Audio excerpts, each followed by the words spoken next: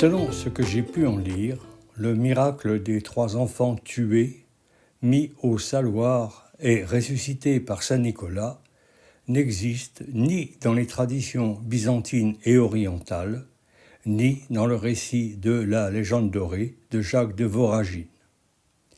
Par contre, il apparaît dès les XIIe et XIIIe siècles dans plusieurs textes qui révèlent une histoire assez différente de celle que l'on connaît actuellement.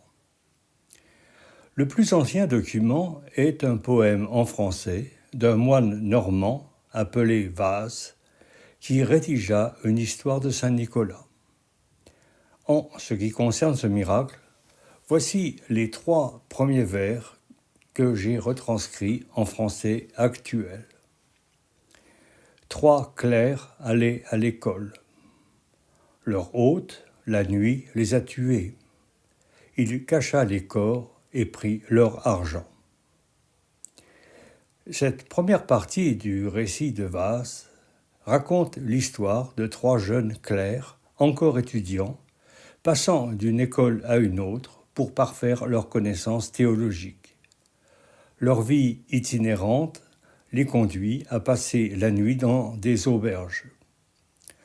L'auberge où ils se rendent est tenue par un ruffian qui n'hésite pas à les tuer pour les voler et à cacher leur corps pour dissimuler son forfait.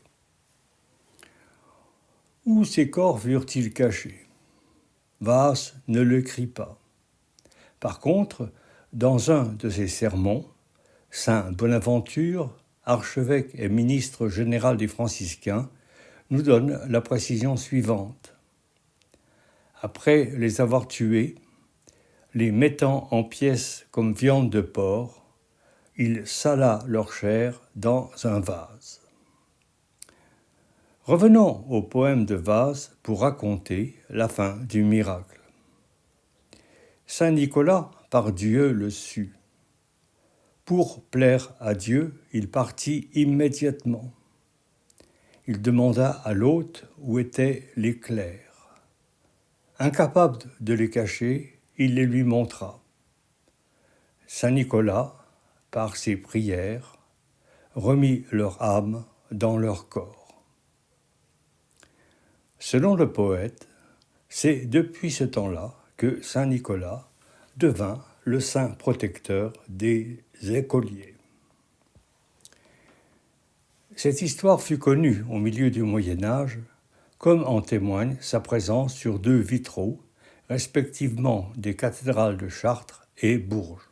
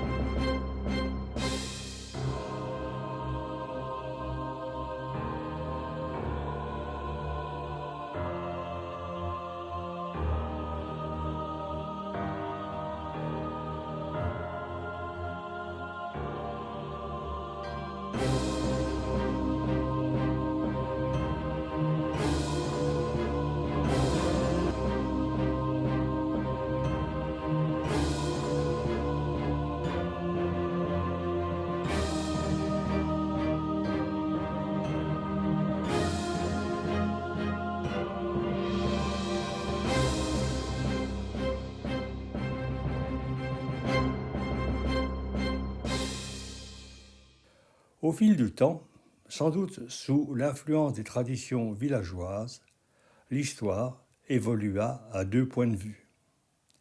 D'abord, les 3 clercs cédèrent peu à peu la place à 3 jeunes enfants. C'est ce que montre en particulier l'évolution des représentations successives du miracle. Ensuite, on passa d'une histoire mettant en scène des clercs fréquentant les universités à une autre orientée vers la vie paysanne. Il est probable que de nombreuses interprétations du miracle existaient selon les sensibilités locales. Une des versions les plus connues est le poème de Gérard de Nerval qui, en 1842, codifia le miracle à partir du récit que lui rapporta une femme de Picardie. Cette version raconte l'histoire de 3 enfants contraints, pour faire subsister leur famille, d'aller glaner les épis laissés sur les chaumes après la moisson.